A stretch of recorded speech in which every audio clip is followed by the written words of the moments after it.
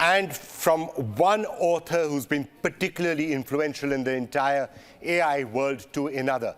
Pedro Domingos is the author of The Master Algorithm. This has really helped explain machine learning to a lot of people when he came out with it in 2015. He spoke in his book about 5 different ways of doing machine learning and started to ask, can they all be combined? Can they be taken to build machines that have the ability to teach themselves, learning machines? That essentially is what he wrote about. Look at this picture, for example. This was the Chinese leader Xi Jinping in his famous New Year address. This was in 2018. And he had Pedro Domingos' book, The Master Algorithm, that was behind him right now as he was speaking about it. Thank you so much, Professor Domingos, from joining us. I've often had your book next to me to try and help me understand what learning machines are. You said that we are on the quest for the ultimate learning machine. Do you think that quest is reaching its final destination? It's not reaching its final destination yet, but it's certainly made very noticeable progress since then. We are clearly closer to having this master algorithm, this universal learning algorithm that can learn on things than we were 5 years ago. You know, Professor Domingos, when you wrote your book, a lot of people said, how is this ever going to happen? AI is a pie in the sky, and there's not going to be a master algorithm. There'll be no thinking machines. And I think one of the times when people started to pay attention is when Xi Jinping actually gave that New Year address and had your book behind him. What was your reaction when you saw it? Right. I was both excited and a little worried. So apparently Xi Jinping, during this New Year's address that he gives every year, puts books on his shelf to signal to the party and the people in China and maybe elsewhere as well what's important. And apparently they were looking for a book or two on AI to make the point that AI is really important. And again, they've said this very explicitly, right? In some ways, China, for better or worse, is ahead of many other countries in this. And in a way, it's good because there are enormous good applications that AI can have to make society better, to improve the economy. But there are also some very worrisome applications that an authoritarian regime like China can make of it and is making. So when China gets better at AI, in some ways it's good, in some ways it's bad. It's a mixed bag. Right. So you're saying that was a signal that an AI arms race was really kicking off, and that you're going to have USA and China and many other countries, and potentially India also coming into that, all trying to get dominance in the field of AI. It's going to be an important battlefield. There is an arms race in AI. I would say that the US is still ahead, but China is coming up very fast. It's made it's made enormous amount of progress. It's shrunk the distance a lot in the last 10 to 5 years. Some people would say that in some subfields of AI, it is ahead at this point. We can debate that. But the main thing to realize is that if things go on as they are, within another 5 or 10 years, China will be the world leader in AI, and that will have a lot of economic, political, military consequences. Now, for example, Europe, traditionally along with the US, was also a leader in AI, and it still is a leader in AI research. Not as far along as the US, but to some extent it is one community. But Europe has not been very good at putting AI to work. They're more concerned with AI as a threat, AI as a danger. How do we regulate it? How do we tamp down on it? Whereas the US and China are trying to be the world leader in AI. The European Union, as the European Commissioner says, wants to be the world leader in regulating AI. So maybe it'll succeed.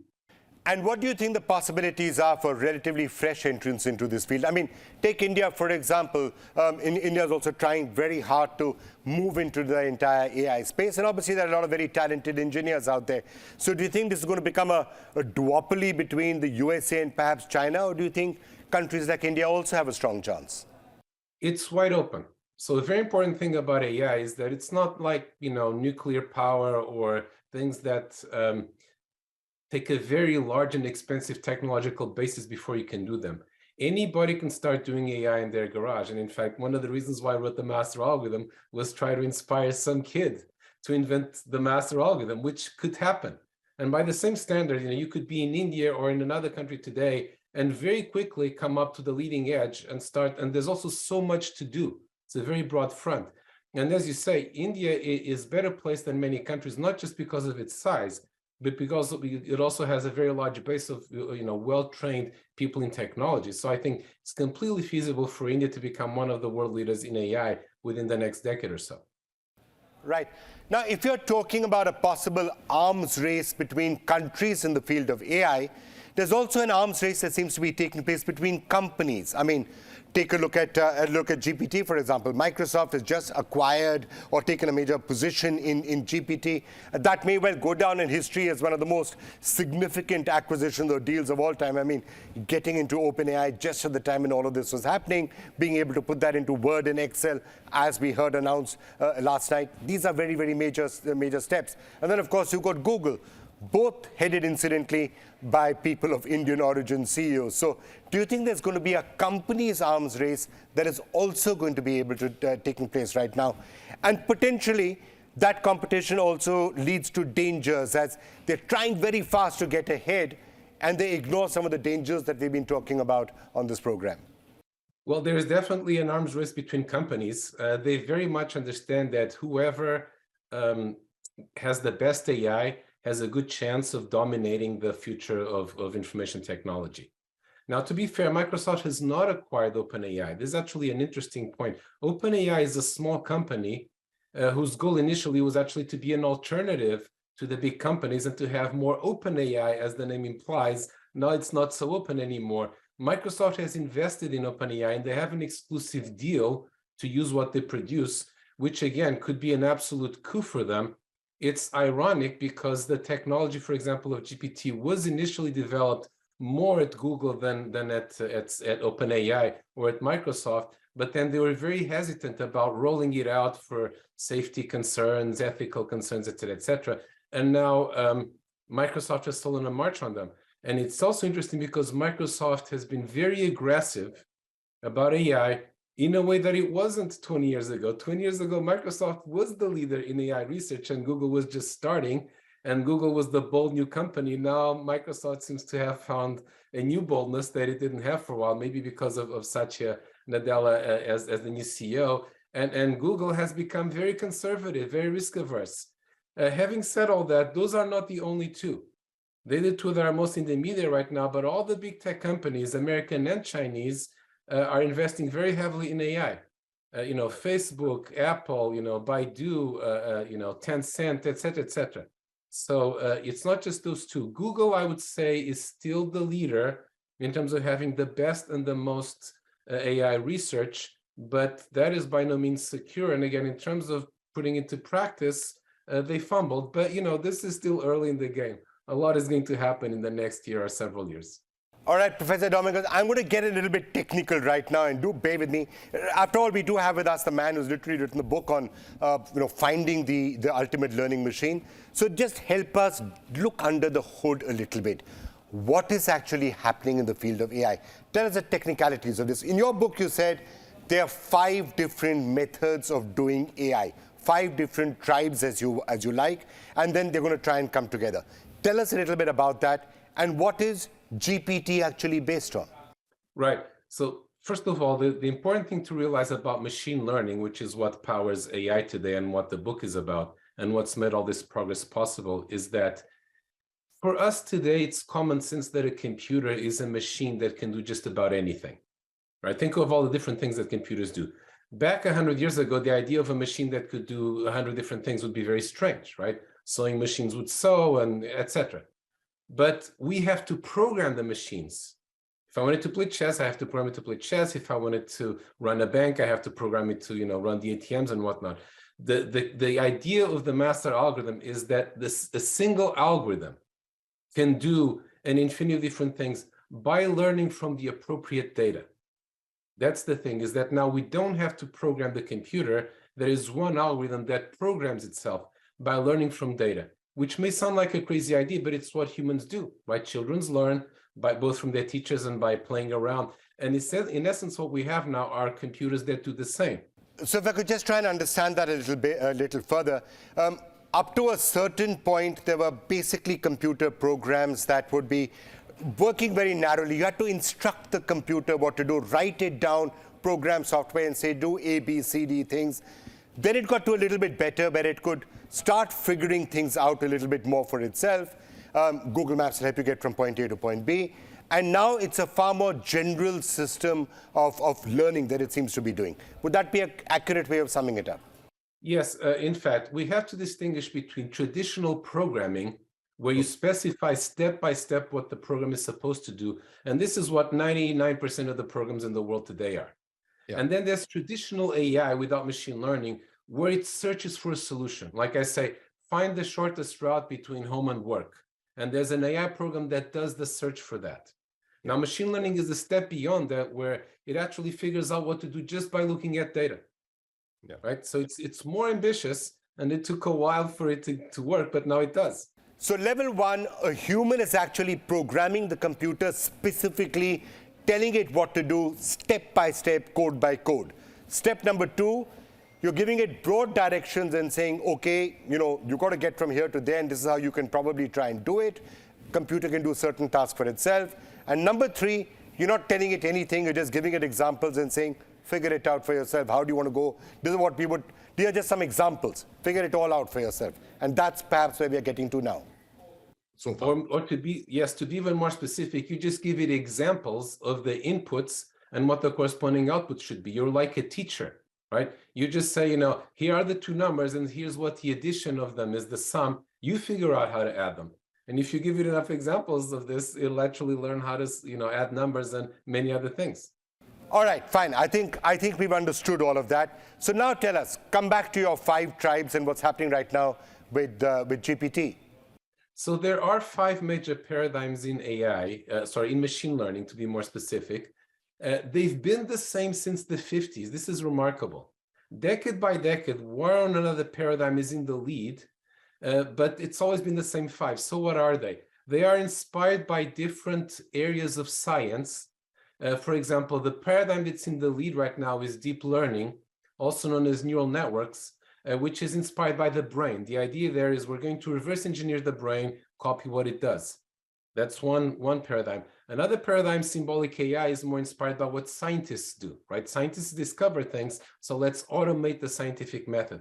Then there's Bayesian machine learning, which is inspired by ideas from statistics, in particular Bayes' theorem. That's what comes from. You have probabilities and you update them and so on.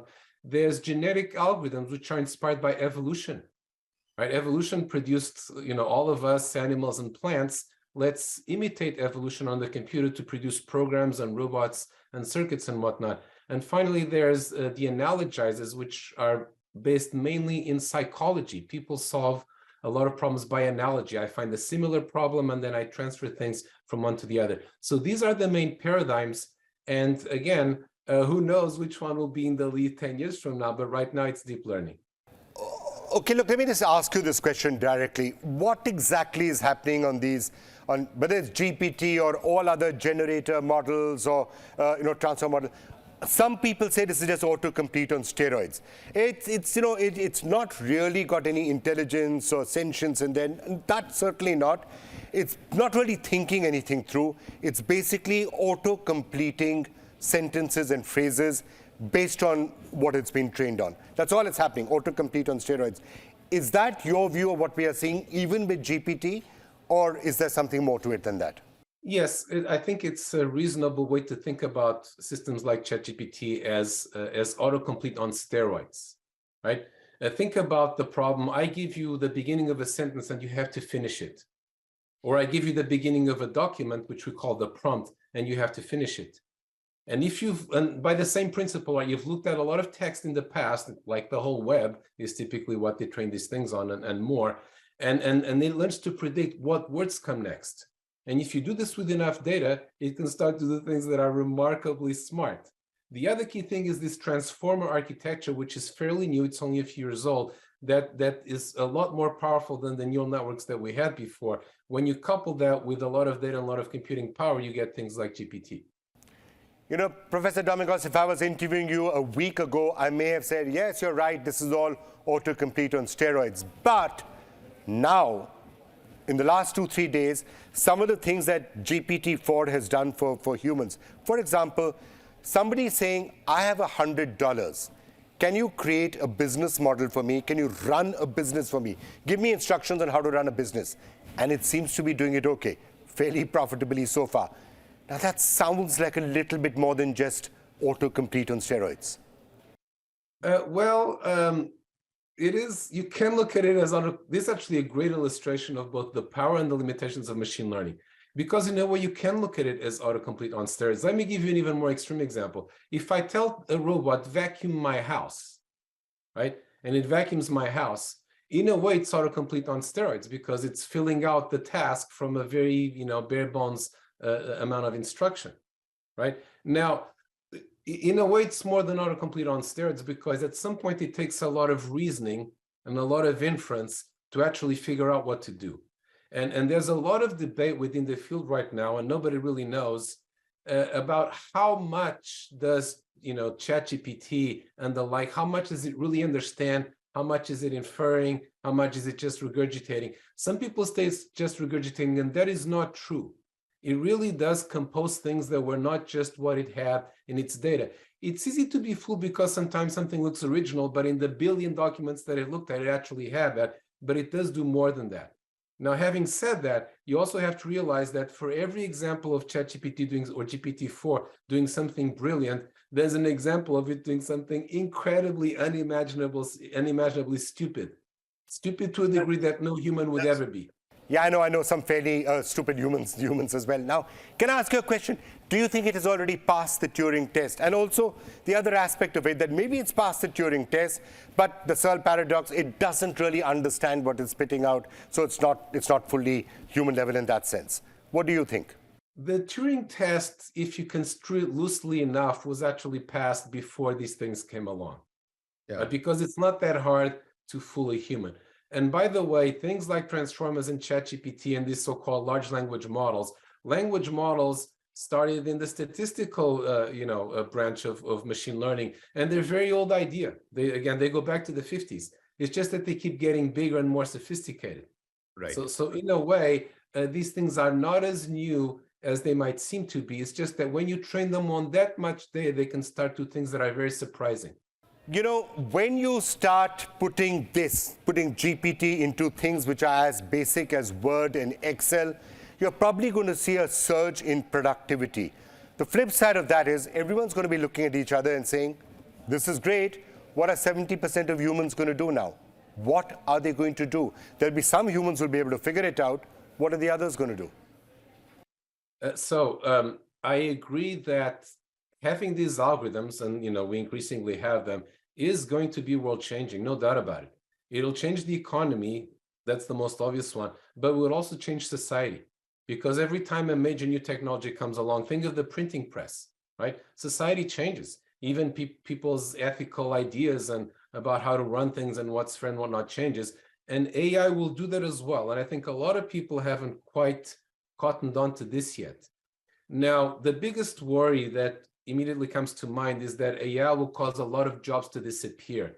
And I think here the news is actually good, because in the past, people every decade have worried about the jobs that automation is going to destroy. And then in the end, it always creates more jobs. And AI is probably no different, right? 200 years ago, 98% of people in America, for example, were farmers. And then, the McCormick Reaper and whatnot came along, and now only 2% are farmers. The other 96% are not unemployed. They're just doing jobs that were completely unimaginable 200 years ago. And I would bet that the same thing is going to happen today. And I think what people really need to be thinking about is not, oh, will my job disappear? Because it's unlikely to, is what parts of my job can I do with AI and therefore be more productive and actually enjoy it more, and then better compete with the people who don't use AI. So it's not man versus machine. It's man with machine versus man without. All right, Professor Domingos, it's been an absolute pleasure talking to you. Look, these are exciting times. These are really fascinating times. Can I just ask you one last question? How far away do you think we are from that singularity type of AI where, it's going to take all the decisions and we'll just have to sit back and say, okay, something else is deciding for us? First of all, it's important to realize that we're still very far from that. We've come 1,000 miles, but there's 1,000,000 miles more to go. We are still, even with things like ChatGPT, only scratching the surface of what intelligent is. So we're very far from that. But moreover, if you imagine a future, who knows how far away from now, 100 years, 50, 1,000, who knows, where AI can do everything that humans can, that does not mean that the AIs take over. We can have AIs that are extremely powerful and we still control them, right? This has to do with what AIs are technically. They have these so-called objective functions that are the goals, and then you bring all this data and computing to bear on those goals, but we can still be the ones checking those goals and stating those goals and checking the solutions. For example, if you want AI to help cure cancer, you want it to be as smart as possible. You don't want to limit its intelligence. But an AI that you've built to cause cancer isn't suddenly going to decide to kill you instead. So I think a lot of these worries that people have are more to do with, science fiction movies and our image of AIs as being like humans, when in fact they're AI is very different from human intelligence. It doesn't have desires, it doesn't have emotions, it doesn't have consciousness, it doesn't want to take over. Professor Pedro Domingos, the author of The Master Algorithm. Thank you so much. Absolute pleasure talking to you.